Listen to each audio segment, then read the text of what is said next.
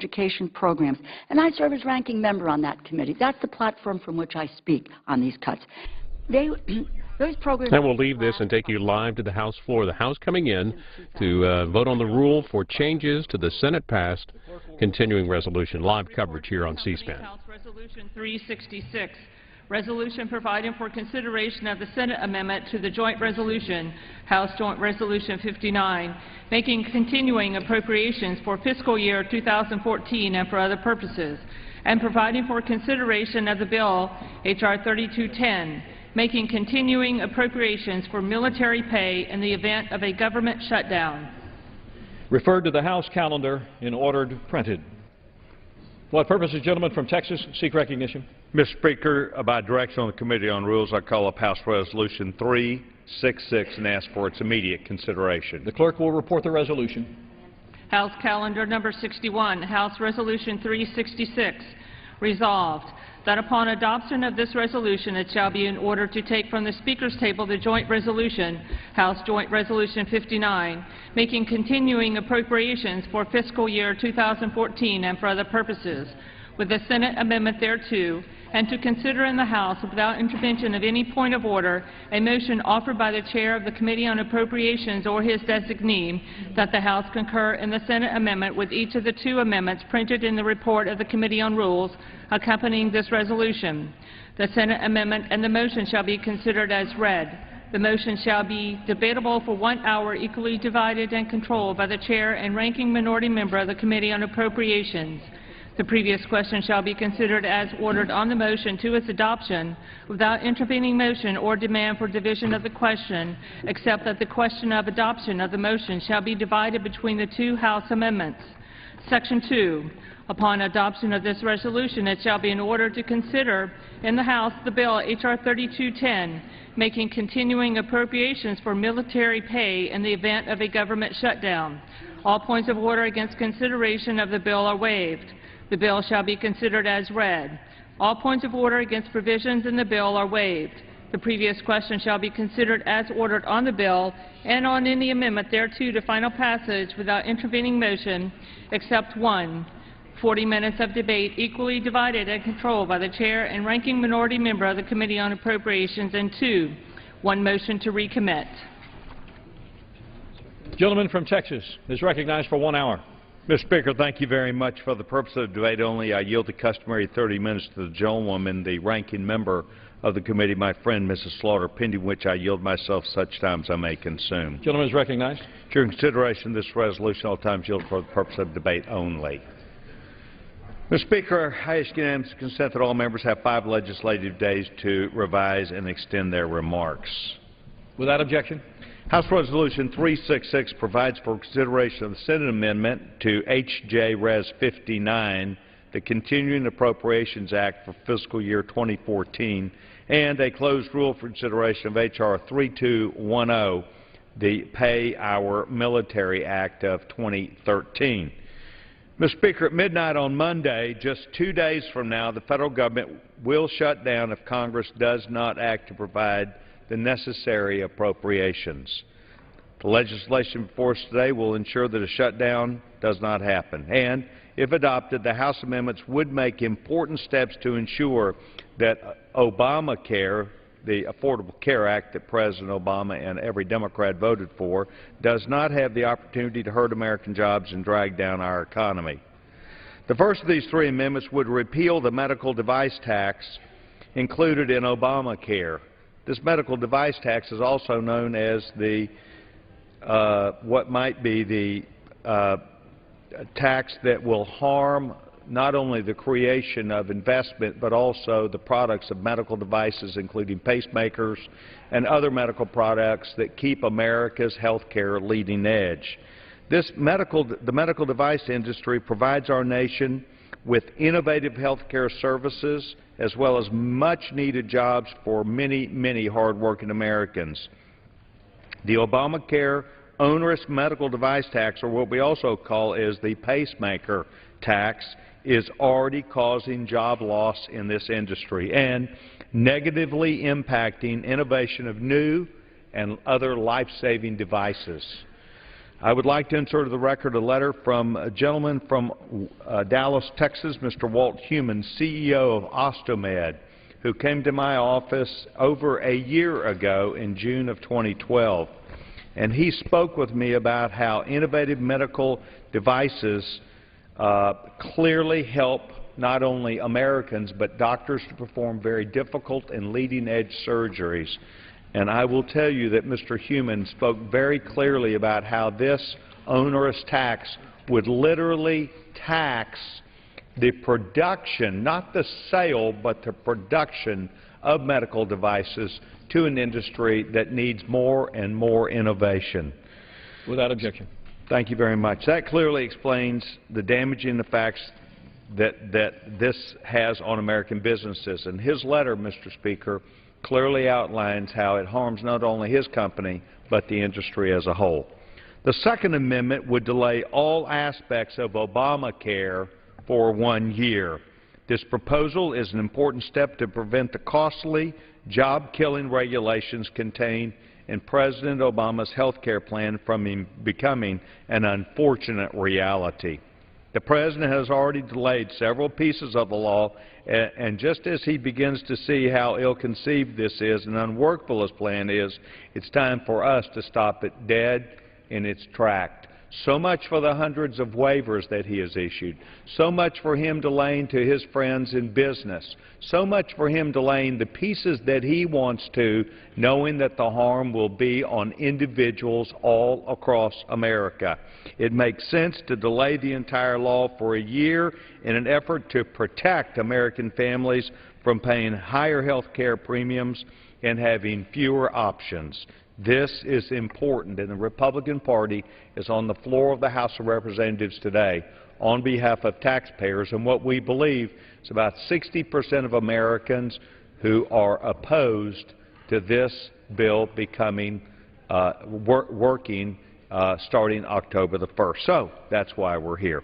Finally, this rule provides for consideration of H.R. 3210, the Pay Our Military Act. This important piece of legislation is designed to ensure that our nation's men and women in the military continue to receive their paychecks in the event that the Senate does not adopt a responsible CR and forces our government into a shutdown.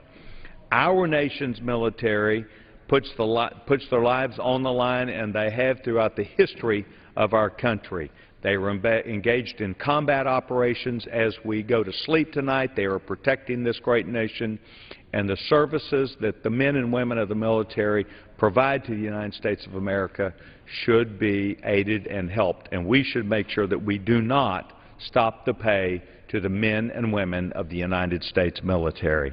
In the event of a government shutdown, this body should take the necessary measures to ensure that our servicemen and women continue to be compensated for their services. So, Mr. Speaker, we have finished a Rules Committee meeting upstairs. We spoke about this, the impacts, committee hearing that allowed Mrs. Lowy on behalf of the minority and Mr. Hal Rogers, our Appropriations Chairman, to talk about the important part of what we're trying to do today. So I urge my colleagues to vote yes on the rule and yes on the underlying legislation. I've reserved the balance of my time. Gentleman's time is reserved. Gentlelady from New York.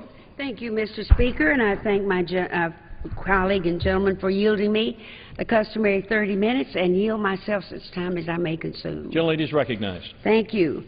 What we have before us today is not a solution. It's another attempt to undermine the Affordable Care Act. As written, this dangerous proposal has no chance of becoming law. It is not only a political non-starter, but a bad federal policy. According to the nonpartisan Congressional Budget Office, a repeal of the medical device tax alone would add $30 billion to the federal deficit. However, finding a solution to the crisis before us may not be the majority's top priority.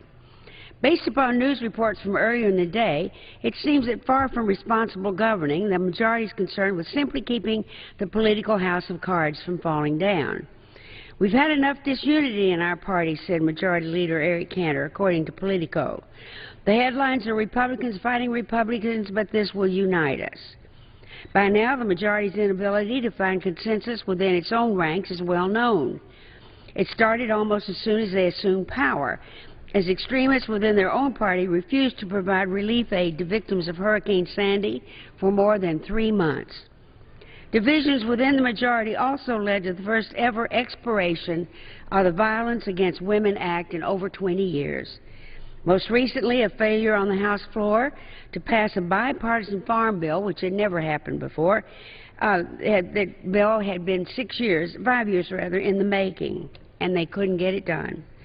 Unable to find consensus on even the most non-controversial bills, the majority has held more than 41 votes on the one issue that unites them. As if we believe the majority leader, the one issue that they all care is to try to kill the health care bill for Americans. Now, polls have shown the American people want action on everything from strengthening gun laws to passing immigration reform. Yet instead of addressing any of these issues, the majority has tried any way they can to repeal, defund, undermine, delay, whatever, the historic health care law. And remember that presidents, most of them, since the time of Teddy Roosevelt, have tried to achieve the health care.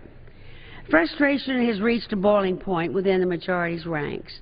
Republican Senator John McCain has declared parts of his own party, quote, wacko birds, unquote, and said, quote, many in this group didn't come to power to get things done. They came to power to keep things from getting done, end quote. Well said, Senator. By now, the majority is well aware that a one-year delay in the Affordable Health Care Act threatens access to secure and affordable health care for millions of Americans, and that my Democrat colleagues and I refuse to take away the health care from American families just because the majority is unable and unwilling to find common ground. And, oh, by the way, we've done nothing about the business of the House.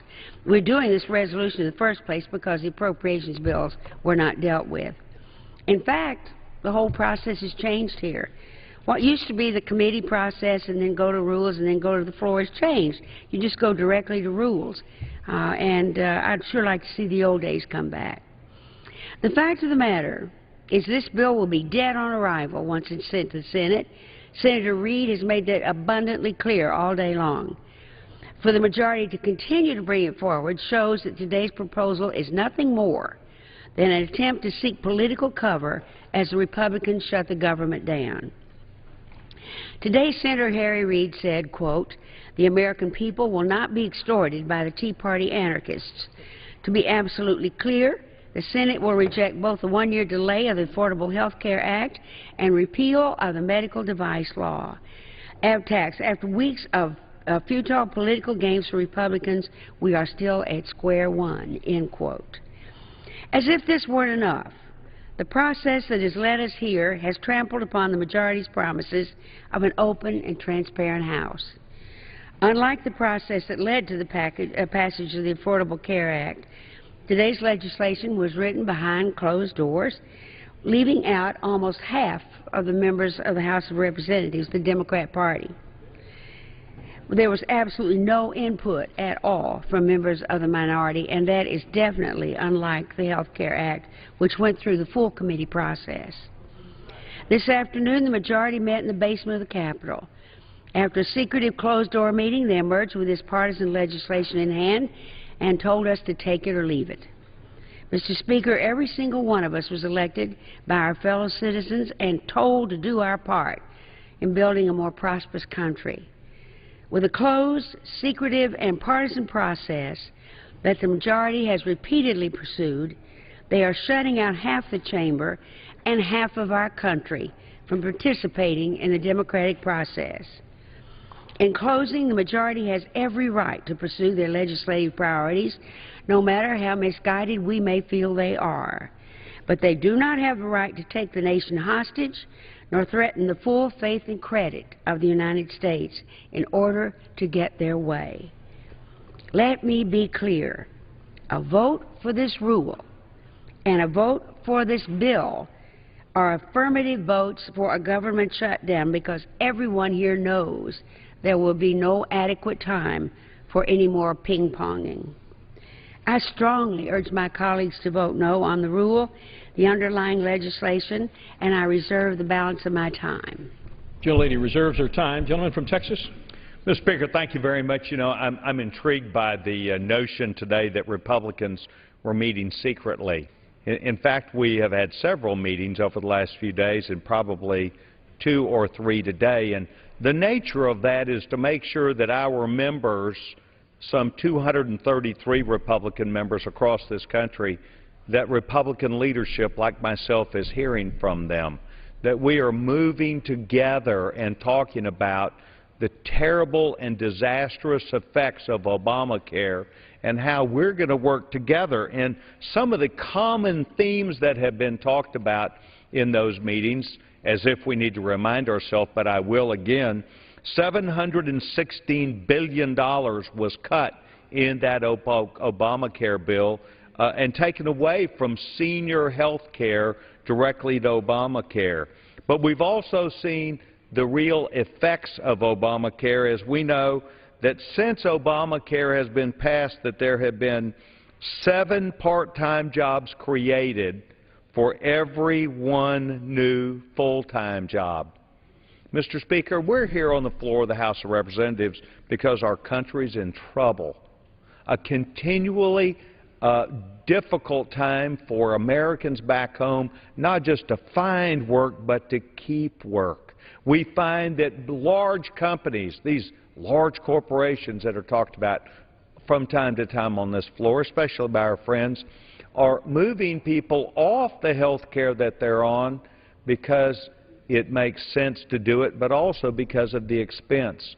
We saw just in the last few weeks large companies, UPS, Walgreens, move their employees and make very, very difficult decisions. And the reason why is, just like Delta Airlines had to make a decision, they announced that Obamacare alone would cost Delta Airlines over $100 million next year alone. These are destructive and devastating consequences of Obamacare. The Republican Party is on the floor because this law is going to start very quickly, October 1st and January 1st. People begin signing up October 1st, and of course what we've seen is the President very clearly over the last few years has given waivers to the people that he chose to give waivers to, and then turn around and let business off the hook. But he keeps the law on individuals. He keeps this onerous law on individuals, and it's causing chaos and panic. It's causing chaos by people like my family and others who have children that they have to take care of. Sometimes they're disabled children, and we are seeing problems. We're seeing problems because now we're not sure in this mix who will be the doctor. Will that be a doctor that we've gone to in the past? Will that be a doctor that one time we may see and another time we may not see? There is uncertainty, and this uncertainty has been driven to what I believe has become reality. And the reality is, if you look at a CBS and New York Times poll showing that a majority of Americans disapprove of Obamacare, and when a majority of Americans say this to CBS News and the New York Times, I think even our colleagues, the Democrats, should listen. I reserve my time. Gentleman reserves. Gentlelady from New York. Mr. Speaker, I'm pleased to yield 4 minutes to the gentleman from Massachusetts, my distinguished colleague on the Rules Committee, Mr. McGovern. Gentleman from Massachusetts is recognized for 4 minutes. Thank you, and I thank the gentlelady for yielding to me. Mr. Speaker, there is supposed to be an orderly, thoughtful process around here. And just in case any of my colleagues were asleep in high school civics the day they taught how a bill becomes law, let me go over it slowly. The House holds hearings and markups in subcommittees and committees, brings the bill to the floor, debates it, votes on amendments, and then votes on final passage. The Senate does the same thing. Then the House and Senate meet in the conference committee, agree to a final package, vote on that, and send it to the President for him to either sign or veto. Does any of this sound even vaguely familiar to my Republican colleagues? Because they did a Schoolhouse Rock cartoon about it and everything. So instead, here we are, just a matter of days, hours really, from a Republican-caused government shutdown. Here we are with yet another completely unnecessary, deeply harmful, politically motivated crisis.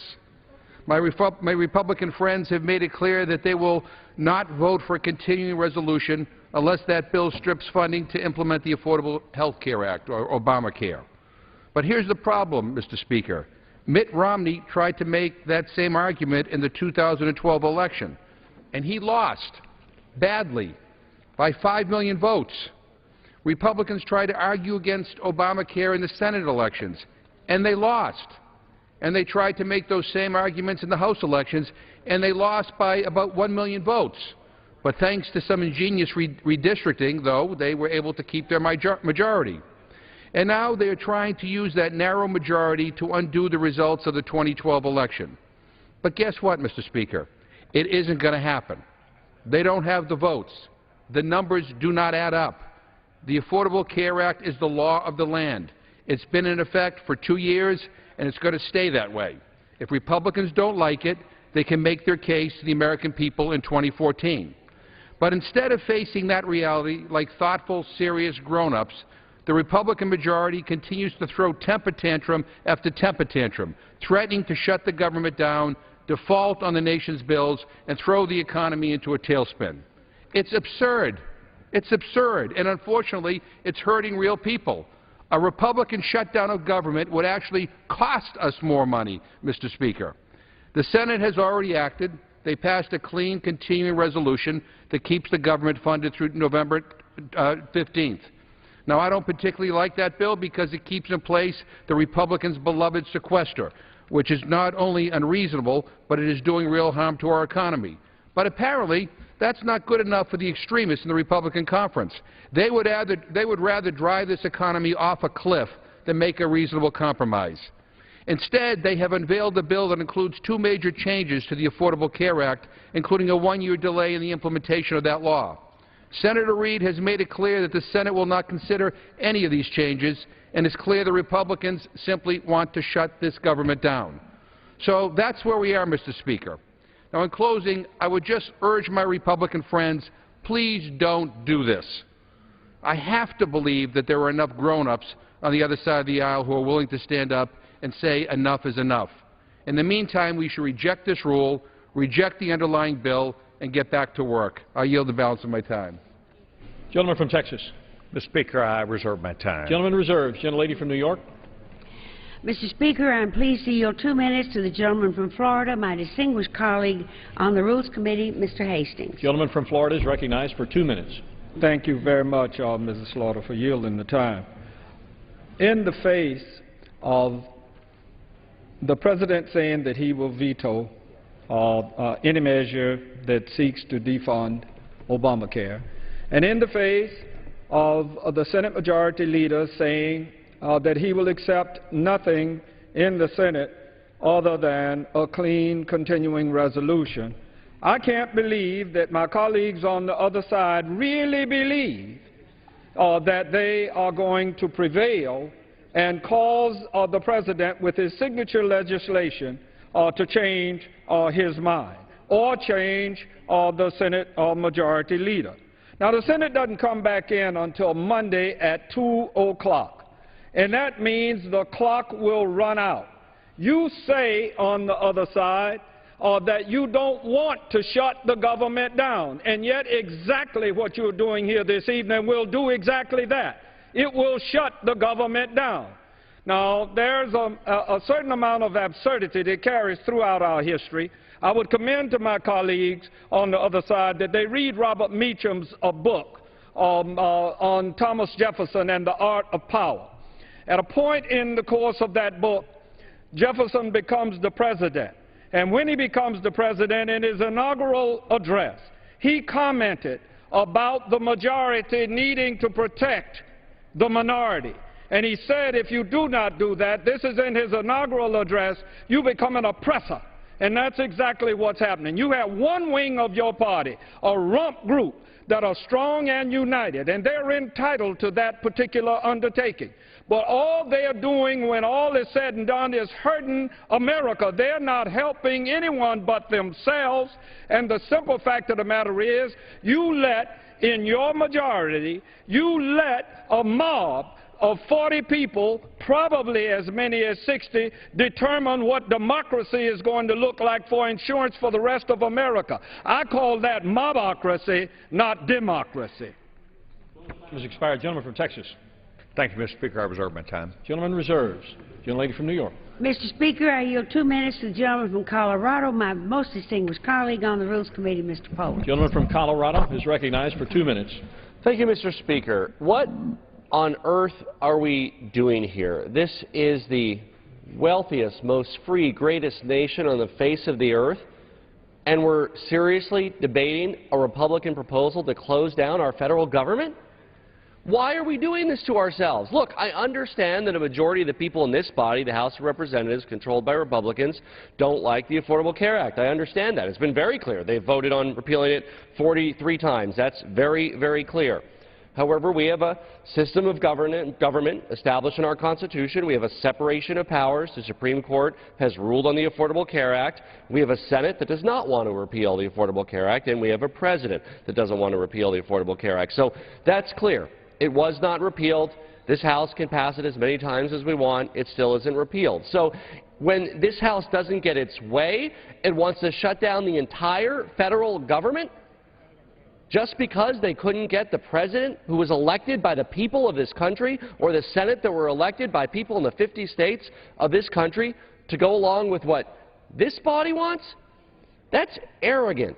That's harmful to the American people. That threatens to destroy wealth and value creation and jobs in our country.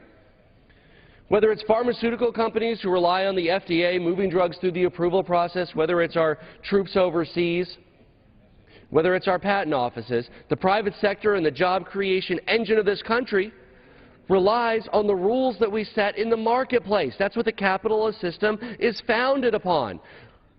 The Republican Party, by shutting down the government just because everybody won't go along with what they want, is threatening to destroy wealth and value creation in this country, destroy jobs, and threatening our place as a global leader. I strongly encourage my colleagues to vote no on this Republican proposal to shut down government, and let's move forward and pass the Senate continuing resolution here in the House by Monday, send it to President Obama, and let's keep this country moving forward. I yield back the balance of my time. Gentleman from Texas. Thank you very much, Mr. Speaker. You know, Mr. Speaker, for every opportunity that Republicans have to talk about how bad this bill is, there is an equal opportunity for our colleagues to talk about how great it is. But the facts of the case are the American people don't see it yet.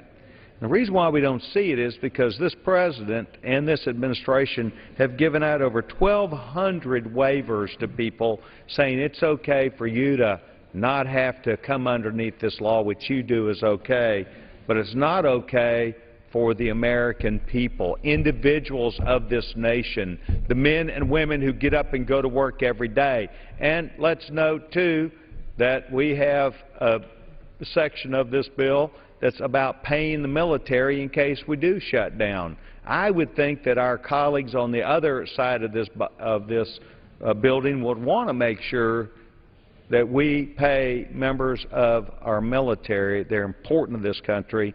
This body's going to do it. Mr. Speaker, at this time I'd like to yield 4 minutes to the distinguished young gentleman of the Rules Committee, the gentleman, Mr. Woodall. Gentleman from Georgia is recognized for 4 minutes. Thank you, Mr. Speaker, and thank you, Mr. Chairman, for yielding me the time, and thank you for your leadership on the Rules Committee, because when I signed up for the Rules Committee, I knew I was going to get a lesson in rhetoric up there. I look at some of my colleagues from the Rules Committee on the other side. We had some long days and some long nights up there. But 9 times out of 10, it's about things that matter. It's about substance, and that's what it's about today. To talk about a Republican bill to shut down the government's obviously nonsense, Mr. Speaker, and I know there's not a point of order here against nonsense on the House floor, but if there was, I would have brought it up because that's nonsense. This is a bill to keep the government open. You know, it uses the exact same funding level that the Senate just sent back to us. Now, I've got a lot of colleagues on my side of the aisle who would like for that funding level to be lower. And I promise you, if we could get the group together who wanted to lower that funding level, we could do that here too, but we didn't. This is a bill that brings exactly the same funding level that the Senate sent over to us. What else does this bill do? This bill empowers the government to continue to pay our men and women in uniform if by some outside chance our colleagues in the Senate abdicate responsibility and can't pass a bill. I think we all agree on that. I don't think there's a man or woman in this chamber that thinks military families ought to have to worry because we can't come together on a bill. We are going to come together, but that worry is in their hearts and their minds today. We have an opportunity to take it away, and we should. And in terms of bringing people together, Mr. Speaker, you know, something else that's in this bill is the repeal of the medical device tax. We talk about jobs bills here on the floor of the House regularly. If you have a medical device manufacturer in your district, let them talk to you about the impact this tax is having on their business. It is killing jobs. It is destroying American leadership in this area. And this is not a divisive issue. We agree on this issue here, and our friends in the Senate, Mr. Speaker, voted 79-20 in favor of this very same issue. I understand folks are worn out, Mr. Speaker. It's been a long weekend. It's been a long couple of weeks.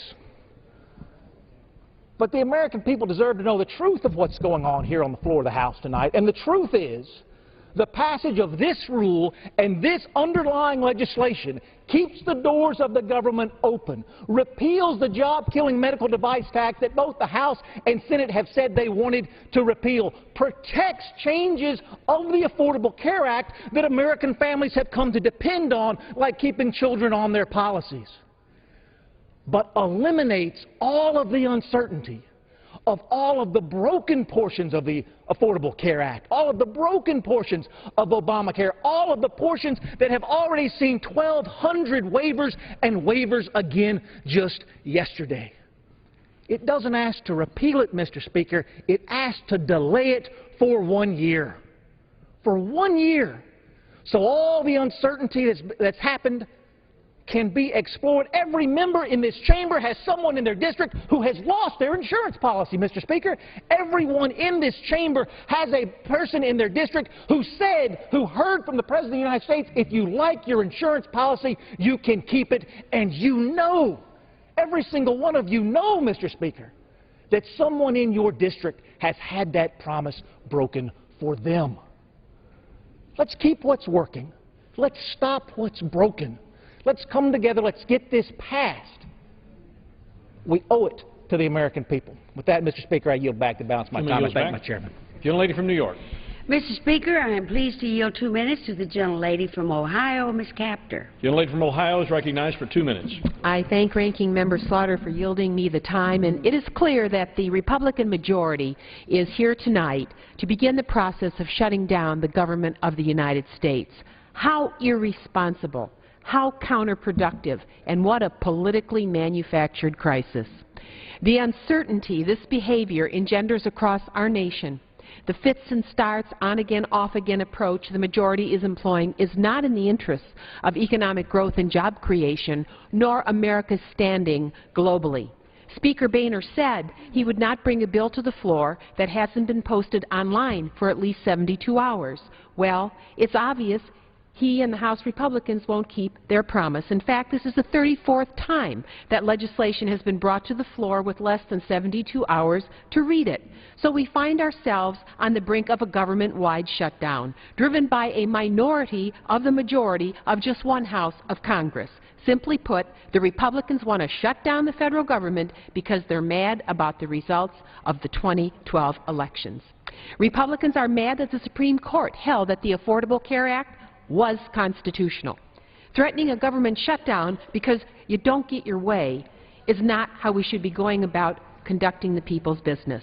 According to CBS News poll, 80% of Americans say threatening a government shutdown during budget debates is not an acceptable way to negotiate.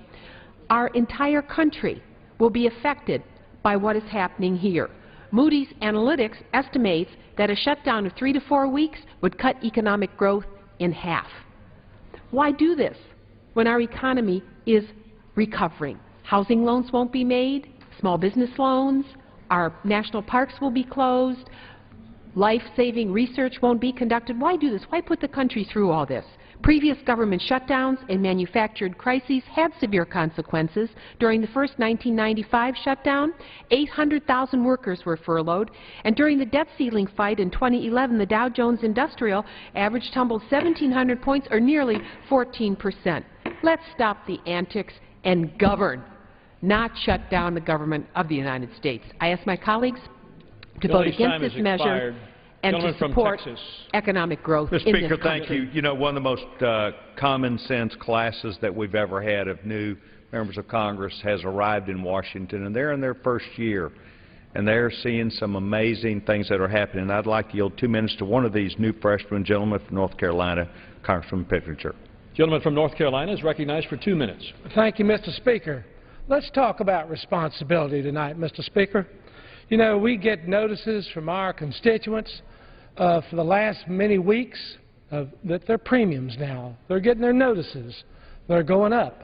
I had one doctor who wrote me with his family that's gone up 200%, $11,000 deductible, yet he has to pay $1,100 a month. Another friend called me. His premium is 250% more. So let's talk about responsibility. Let's talk about what made America great in terms of health care. People have come from all over the world to our shores for great health care. You know why, Mr. Speaker? Innovation. America had the greatest health care in the world. Innovation now is going to be curtailed. The great research hospitals of this country now are having to cut back because they don't see that opportunity. We have changed the whole direction through centralized planning, through a great bureaucracy running health care that's going to cut into innovation. It's not going to make us the country we were. You know, there was a time when we used to have to pay about $9,000 for laser surgery, and today it's about $1,500. That's because of innovation. It's because of competition. We're going to lose competition in the market today, Mr. Speaker. That doesn't make sense. I would like to say a bit about this investment tax, 3.8%. I wonder how many people in the country right now are just waking up to the fact that when they go sell their home, they're going to pay another 3.8% tax. All that was written in that 2,000-page document is finally come to light, and that's why people are so concerned. We have got to change this, Mr. Speaker, and that's why I want to advocate that we defer this for a whole year, let the truth come out, and then let's make a wise decision for the American people. I yield back my time. Gentlelady from New York. Mr. Speaker, I'm pleased to yield 2 minutes to the gentlewoman from Texas, Ms. Jackson Lee. Gentlelady from Texas is recognized for 2 minutes. You're next. Many of us promised our constituents that we would come back here to Washington and fight for them. I imagine that there are some families in America right now holding an 8-year-old or a 10-year-old, maybe a teenager with a pre-existing disease, maybe like the little girl that I heard about when we were debating the Affordable Care Act that had leukemia, and time after time after time she was rejected by insurance companies until she died. And so I asked the question earlier tonight, what is the morally right thing to do? And I want to announce what is going to happen tonight. Let us be very clear. Let us not be full of smoke and mirrors. Tonight, the Republican majority will vote to shut the government down. I'll say it again. They will vote to shut the government down. And they will look that family in the eye. And they will say that they are delaying the Affordable Care Act, long approved. But they are actually destroying it and eliminating it. A delay is eliminating it. And they will stop the American people on October 1st from getting premiums between $100 and $130. They will stop seniors from being able to have help with their prescription Part D, their prescription drugs, choosing dog food over their prescription. They will stop preventative care. They will stop research for cancer and leukemia and heart disease and stroke. They will stop the preventative care non-payments, and they will also stop those young families from being able to have insurance. Remember what I said. What is a morally right thing to do? Is it morally right to be able to provide for the American people health care that they've never had?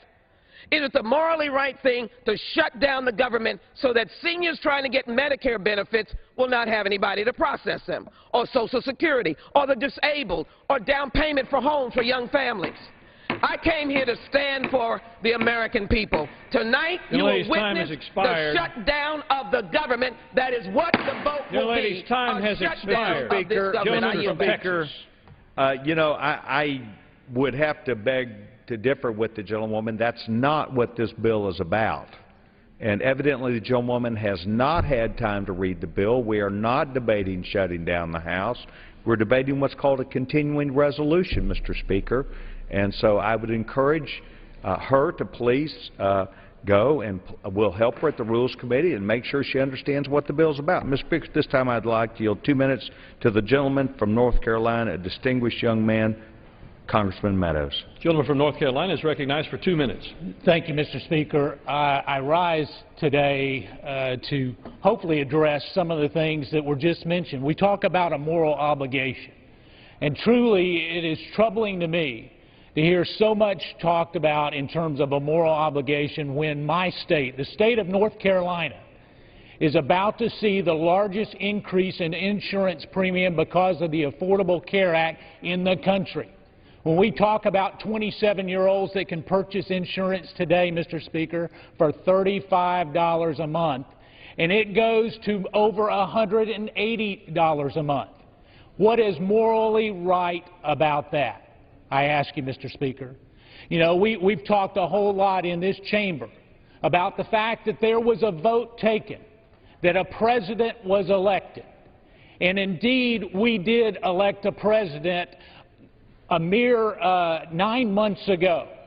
But I want to remind you, Mr. Speaker, that I was also elected some 9 months ago. And we did not elect a dictator. We elected a president. We did not have a vote that did not elect representatives. It is time that the representatives start representing the people that they were elected to uphold and protect. You know, we've heard a lot in this chamber this evening about the government. The government this, the government that, the government. When do we start focusing on the people? Because it is the people who are losing jobs. It's the people who can't keep their insurance. It's the people whose insurance premiums are going up. It's the people who are losing their jobs and being cut back on hours to get part-time. It is time that we stop acting like loyal subjects and start acting like the representatives that we were voted into office to uphold and represent the people of this great country. And with that, Mr. Speaker, I yield back. Gentlelady from New York. Mr. Speaker, I am pleased to yield 2 minutes to the gentleman from New York, Mr. Nadler. The gentleman from New York is recognized for 2 minutes. Thank the gentlelady for yielding. Mr. Speaker, we are debating a continuing resolution, a budget. A budget deals with amounts that we appropriate. This budget represents great compromise, $250 billion less than the President first proposed. But we are told we cannot pass this continuing resolution, we cannot keep the government open, unless we repeal or delay the Affordable Care Act, an act which was fought over in the last presidential election, which was passed by both houses of Congress, signed by the President. The President campaigned for re-election saying he would implement it. The Republicans said don't. The President and the Democratic Senate were re-elected. We think the Affordable Care Act will help more Americans get affordable health insurance. The Republicans don't agree. So they should campaign on it in the next election. If they can get the votes, elect enough senators, etc., repeal it. But that's not what they're doing. They are blackmailing the country. They are saying they will shut down the government, or worse, they'll destroy the full faith and credit of the United States in a few weeks if we don't repeal or delay Obamacare. This is anti-democratic. It's like a 1930s gangster film. It's a nice government you got there. It's a nice economy you got there. Pity if it should happen to blow up if you don't pay us off by giving us what we want. What if the Democratic majority in the Senate said, we won't approve a continuing resolution. We'll shut down the government unless both houses pass a strong gun control bill, or an immigration bill with a fast track to citizenship, the Republicans would be greatly outraged, would be rightly outraged at that blackmail. But that's what they are doing here today. The minority is blackmailing the majority of the country. This is subversive to democratic government. Government by blackmail cannot be allowed to destroy the American form of government, which is what this attempt represents. If we give in to this, then the minority can rule against the majority. If you want to repeal the Affordable Care Act, elect the president, elect the majority in both houses, and go do it. But we must not give in to this threat to democratic government and transform it into a different type of government. That's why we must pass the continuing resolution without these subversive amendments. I yield back. Gentleman from Texas. Mr. Speaker, thank you very much. At this time, I'd like to yield 2 minutes to the gentleman from Bucks County, Pennsylvania, Congressman Fitzpatrick. Gentleman from Pennsylvania is recognized for 2 minutes. Thank you, Chairman, for your leadership on this continuing resolution, which, if adopted, will guarantee that the government continues to operate. And I rise this evening in support of the rule and the repeal of the medical device tax, which is one of 20 unnecessary taxes used to fund the President's misguided health care law. Southeastern Pennsylvania, and in particular the 8th Congressional District, is home to exceptional medical device manufacturers and innovative health care companies that are truly making a difference. This unique and essential form of manufacturing is an area in which America excels. Simply put, the medical device tax is a punitive gross receipts tax. It hurts American businesses by eroding their competitive advantage to innovate in the United States. It hurts high-skilled workers whose companies are putting the future of their industry at risk.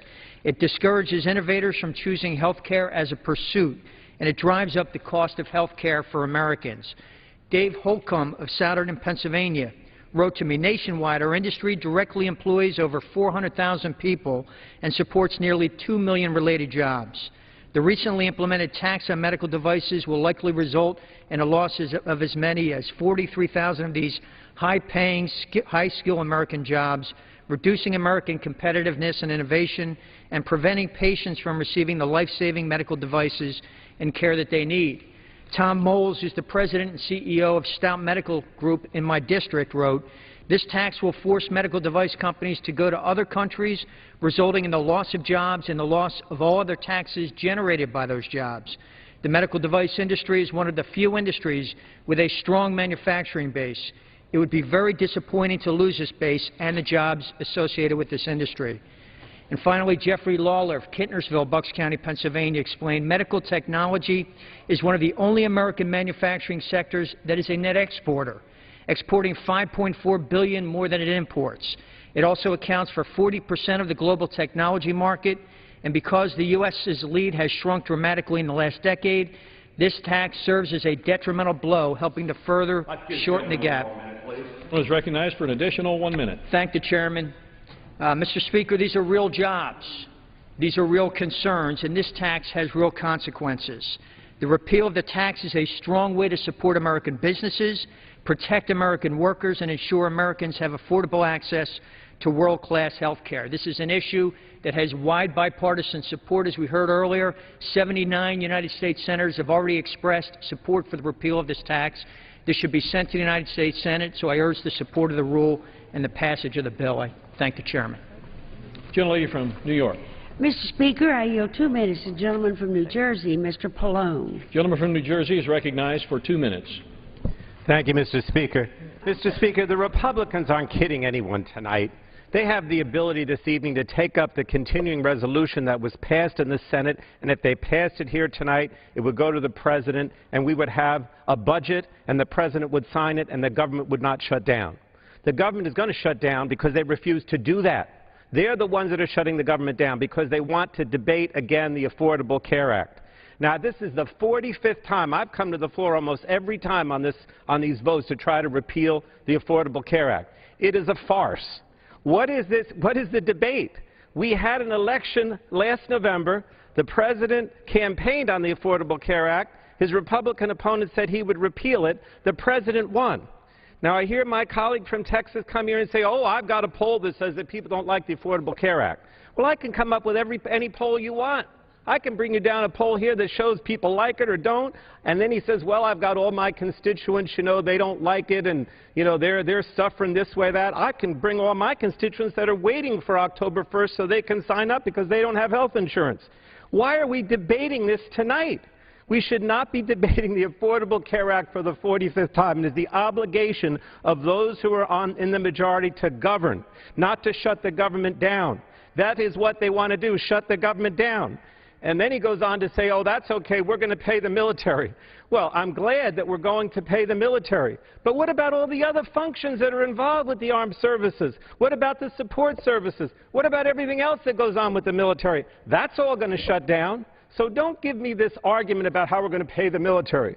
Bottom line is, he knows, and they all know on the Republican side of the aisle, that by taking this vote tonight, they are forcing, or they are getting closer and closer to a shutdown that they are responsible for because they refuse to accept the reality that the Affordable Care Act is law. And I'm not going to debate the Affordable Care Act anymore tonight. I know it's a good law. I know my constituents want it, but that's not the issue. The issue is that you're going to risk the full faith and credit of this government. That's what the issue is. Texas. Gentleman reserves. Gentlelady from New York. Mr. Speaker, I'm pleased to yield 2 minutes to the gentlelady from Florida, Ms. Castor. Gentlelady from Florida is recognized for 2 minutes. When the American government shuts down early next week, it will be plain that the Republicans in Congress are responsible. But unfortunately, it will be our neighbors back home and small businesses back home that will have to deal with the consequences. Now, when the Tea Party Republicans pushed the country towards default previously, they caused real economic damage. America's credit rating was downgraded, and their previous government shutdown cost American taxpayers over $2 billion. Now they're back for more, and they appear quite willing to cause significant economic damage again. But there is more to this story. Over the past few months, while our neighbors back home have been working hard at their jobs, getting their kids back into school, the story here in Congress has been one of dysfunction rooted in the House Republicans' inability and refusal to negotiate an overall budget for the United States with the U.S. Senate.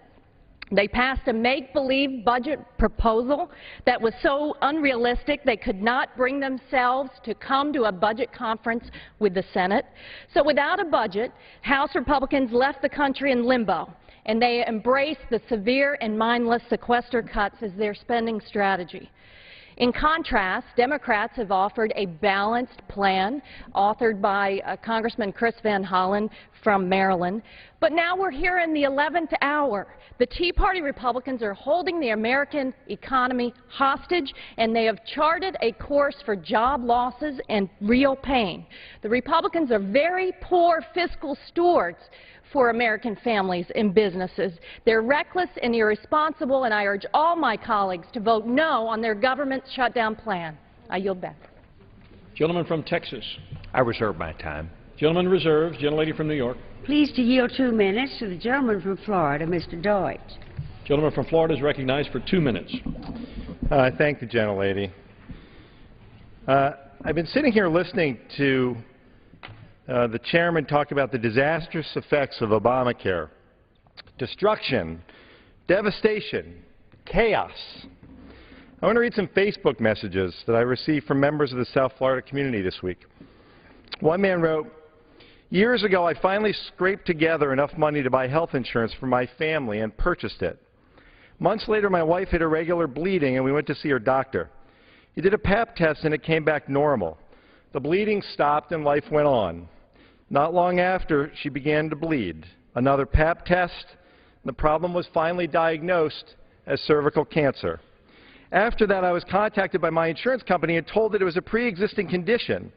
They dropped us, returned my premiums, and paid nothing. I was pauperized trying to pay and keep up with the surgeon for follow-up on my wife. It took years and a willingness to walk away from that debt to recover. The very talented surgeon that saved my wife's life got mostly stiffed, and the taxpayers picked up the hospital tab. We need, my constituent says, Obamacare." Or how about this message from a woman in Broward County? "I was never able to be insured except through a group plan at work. When I stopped working due to my health, it was impossible to obtain a policy. I had tried different companies but was rejected each time due to my congenital heart defect. I went uninsured for 3 years. Once the Affordable Care Act's pre-existing condition plan started, I finally got coverage through the pool. Unfortunately, I just learned that I need my 5th open heart surgery again and know that Obamacare will cover me, whereas no private insurer had agreed to. I'm willing to explain the struggles of individuals like myself who were born with pediatric problems but have grown into adults who are not poor enough for Medicaid, not old enough for Medicare, and are always denied private individual insurance. To deny care to those of us who were born with a medical issue that we did not choose to have is reckless, and it is reckless to exempt us from being insured. Mr. Speaker, what is reckless and destructive and devastating and chaotic is the Republican majority's decision to drive this government to close. There's been enough delay. Too many Americans have been waiting far too long for access to affordable health care. I yield back. Mr. Speaker, I'll remind my friends that we hear stories after stories about companies dropping their employees from their employee-sponsored health care plans because of the costs and the way the health care bill is written. And I think it's very interesting how, and I have great sympathy for individuals who are having problems. They're in the district that I represent from Dallas also. But the vaster majority of people who are going to be just like them, huge amounts of people are now being impacted by Obamacare. So it goes back to an argument that we made 4 years and years ago. Moving forward, don't impact the people that have health care and insurance. Help the people that don't have that. And this is a case that's happening all across this country. The problem is the President played a Robin Hood plan. He went after everybody that's got insurance. He went after everybody that had a job.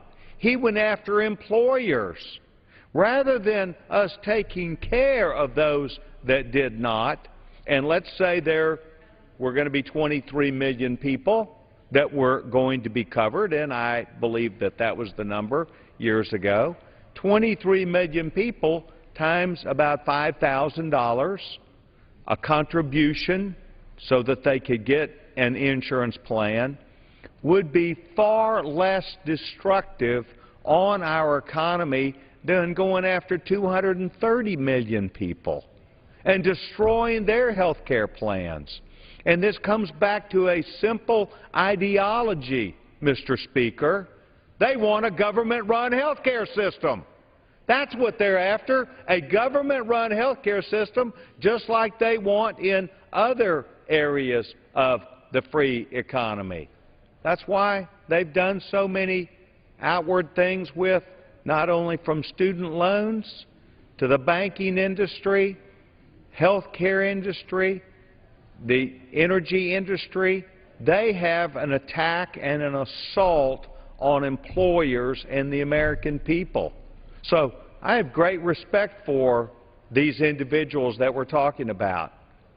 I share their concern, and I guarantee you I and my office will help these people and have been helping these people, and we care about them. But that's not what we fixed. We did a Robin Hood plan to take from everybody else and put everybody in trouble then, including the economy, including jobs, and we're now a part-time American economy. By the way they wrote the bill, it's not only expensive, but it kills jobs. It is just as effective as what their EPA war on coal is. It's an attack and assault on the free enterprise system and free people. So, to say that the Republican Party doesn't care about these individuals is simply not true. We would offer a plan, a different way to look at it, and take the 230 million Americans that had something and worry about the others. And that's what we've been trying to do all 17 years I've been in Congress. The biggest divide in this country is on taxes and it's on health care. And Republicans want normal, regular people to be able to have health care. And that is what we believe in. That's the difference and the real story behind tonight. I reserve my time. Gentleman's time is reserved. Gentlelady from New York. Mr. Speaker, I'm pleased to yield 1 minute to the gentleman from Georgia, Mr. Scott. Gentleman from Georgia is recognized for 1 minute. Thank you very much, and I hope all of America is listening tonight because we're seeing one of the darkest moments in the history of this Congress for what we're about. The Republican Party, which is held hostage by a senator 8 months here to undermine the democratic process. Here we are, and they will shut down the government of the United States because we will not enforce the law. Affordable care is the law. Everything the distinguished gentleman from Texas just said, he said during the debate. We're not debating. It's the law. It's the law of the land. It's been upheld by the Supreme Court. It has been debated in the elections. President Obama ran on it. Romney said if he got elected, he'd throw it away. The president said if he got elected, he would make it work. And the people spoke. Make no mistake about it, my friends Republicans. The American people are never going to forget that it was you who shut down the government of the people. Time is Texas. Mr. Speaker.